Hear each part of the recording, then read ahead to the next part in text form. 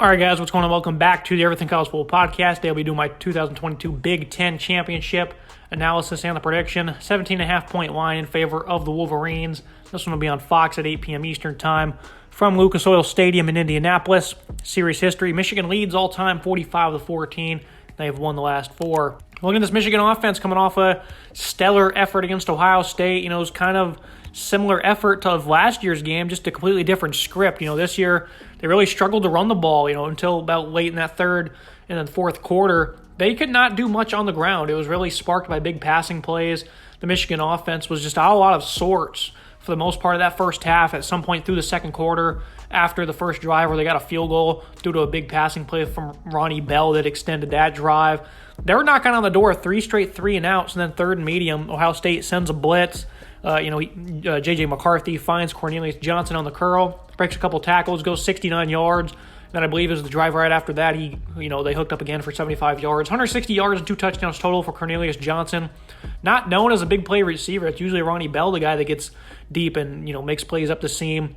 But Michigan, they were able to find three 40-plus yard touchdowns through the air. Another 2 70-yard rushing touchdowns late in that game to finish things off. The Joe Moore Award semifinalist offensive line finally got things churning on the ground. Zach Zenner, of course, he's great. Victor Oluwamadibi at center. Ryan Hayes at tackle. Trevor Keegan, he wasn't exactly healthy. Or Trenty Jones, that is. He wasn't exactly healthy. This offense has battled a lot of health, though. Blake Corum, he was 2 carries into the game. He could not plant the same way. He pulled himself out of the game, did not return. Donovan Edwards, he wasn't healthy either. And early on, C.J. Stokes was getting the touches. Edwards ended up with 200-plus yards on, 22 attempts. But for the most part, Edwards was not effective in this game. Could not do anything from a pass-catching standpoint of a wrapped-up hand. So, health was big for Michigan in the Ohio State game. Able to win by 20-plus points due to big plays. 5 total plays of 40-plus yards. And this is not really known as a big play offense in terms of making plays through the air. A lot of comments I were getting were about J.J. McCarthy were them saying he can't throw the ball downfield. And, my counterpoint to that is that he has not had to throw downfield. And he had to do that in this game. And he did it, pretty phenomenally. 12-24, 263 yards and 3 touchdowns. Big plays sparked this entirety of this offense. McCarthy, though, his ability to make plays on the run is highly noted. And, he does have arm talent. He can really rip it all across the place. So just under 40 points per game for this Michigan offense. 459 yards per contest. Corum, they're looking to get him back healthy. But being 3-score favorites in this game, they might just run it light, Even if they lose this game, maybe he'll be ready for the playoffs. They're going to look to get him healthy. That's going to be very important for them gearing up for, another playoff run here, So I think Corum, his health, it's not as big as a deal as it was going into the Ohio State game. They're able to pass that test. Top to bottom, this is a really good offense that's shown it's got versatility of its ability to make plays through the air. Luke Schoonmaker, he was able to play due to an injury. He didn't make too big of an impact. Roman Wilson, this is a guy that I like to use in a variety of ways as well. Ronnie Bell, of course, he was pretty quiet in the game, but that's their main receiver. That's their main go-to pass catcher. It's a really good offense, led by a phenomenal offensive line. McCarthy passed the test going on the road in the biggest game of his career, and he certainly delivered. So Michigan, good offense top to bottom, looked really good. They were not as physical as I thought they would be against Ohio State, but late in that game, they really turned it on, and that's really what was important because Ohio State, they're inching closer and closer to potentially coming back late in that game, and Michigan was able to finish it off on the ground. Looking at the Purdue offense, they're led by Aiden O'Connell, a veteran quarterback. He really understands this air raid system. He understands coverages, and he knows how to rip it as well. 3,100 yards, 22 touchdowns. He does have 11 picks on the year. It's been a bit of a turnover issue for him. This is a confident leader, though. He's been around a long time. Jeff Brom, this is a great quarterback for him to lead this offense, especially if you're looking for an upset here. This is a guy that can certainly do it for you. The passing attack's certainly been really inconsistent at times. They had less than 200 yards in a win against Minnesota, had 300-plus passing. After that, didn't do much of anything against Iowa. And then, it's been pretty iffy. They weren't great against Northwestern in a close game. The Illinois contest, only 5.9 yards per attempt. Aiden O'Connell this season, been an up-and-down year for the most part. But I think this is exactly who you want coming into a game like this if you are Purdue. Again, the guy has played a lot of football for you, really understands this system. Diagnosis coverage is very well. The big part of this offense was Charlie Jones. Last year, Purdue and Aiden O'Connell put up 550-plus passing yards, I think it was. 500 plus, I know that, on Iowa. And then Charlie Jones and Tyrone Tracy transfer over to Purdue to be a part of this. I guess Jones and O'Connell go way back from their Little League days, and they've certainly proven that chemistry was never lost. 97 receptions on the year for Charlie Jones, 1,199 yards, 12 touchdowns. He's going to eclipse, 100 grabs, 1,200 yards in this game. Payne Durham at tight end, he's phenomenal. TJ Sheffield, he's another notable there. They like to dish it out to. This is a pretty deep receiving core, I would say. Rahman, Yassin, he's another guy that get involved. Mershawn Rice has been around a long time. There's a handful of different guys that dish it out to on this passing attack. And Tyrone Tracy, of course, he's also there, a veteran pass catcher. And, they have plenty of guys that can dish it out to. I think the most important thing for Purdue, coming into the year, I was like, obviously it's the air raid attack. They don't really pride themselves on running the ball by any means. They're never going to have strong production. But 2.8 yards per carry last year is not good enough to keep a defense honest, and they've improved that tremendously this year. 3.8 yards per carry. Devin McCockabee, the freshman running back, 6 foot, 195, a bulldozer of sorts for Purdue. He has 850 yards on the year. A very resurgent running game of sorts for Purdue, because, again, this is not a big part of their offense, but, you're still going to hand the ball off. It's going to be a big part of them. King Duru, who got hurt early on in the year, and Devin, he stepped up immensely for them. This is an offensive line I think's played very well also. They don't, of course, set themselves up for too many tackles for loss, and they throw the ball on time, on schedule, in a hurry, so there's not going to be too many sacks. But Spencer Halsted, he leads a pretty impressive unit, I would say, for Purdue. This unit certainly played better than anticipated, especially with all the youth on this unit. And, Spencer as a left guard, redshirt junior, he's probably the most experienced guy in this offensive line. His youth, his experience is proving to really be big for this unit. Top to bottom, though, this is a team that's going to want to run the football and do it with confidence. But I do think if they're off schedule against Michigan, you're going to see them probably throw about 60 times in this game, because I do not anticipate them being able to throw be able to run the rock the way they want to. I think 3.8 yards per carry. It's going to be a bit of a stretch in this game, but I do like the veteran leadership at quarterback, the experience at pass catcher as well. It's going to be an interesting threat here, especially since Michigan just played a very good passing attack that really stresses your secondary. This is going to be a similar but unique task for the Michigan secondary. You're going to have that Michigan defense coming off a pretty good game against Ohio State. Early on in that first half, they were really getting stressed. That's what they do to you. You played a lot of man coverage, and they got a quarterback who can put it on a dime.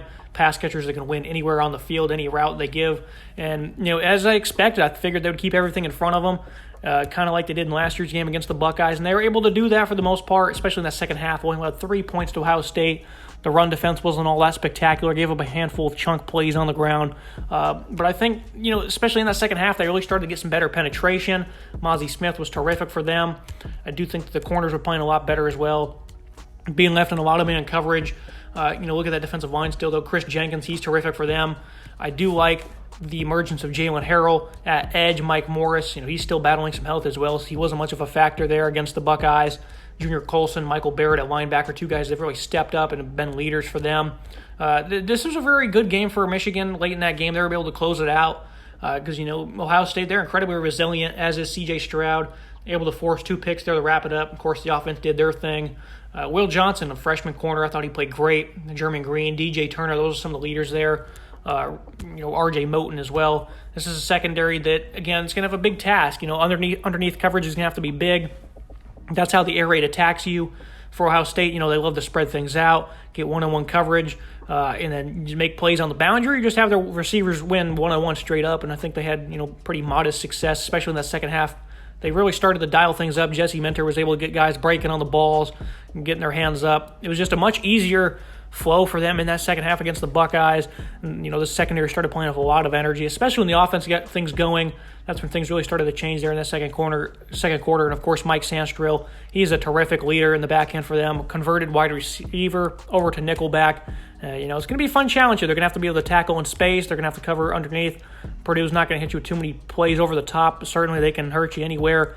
That's going to be the big key for Michigan, though. And I think this interior defensive line, though, it's pretty deep. Again, Smith, Jenkins, Mason Graham's been really good.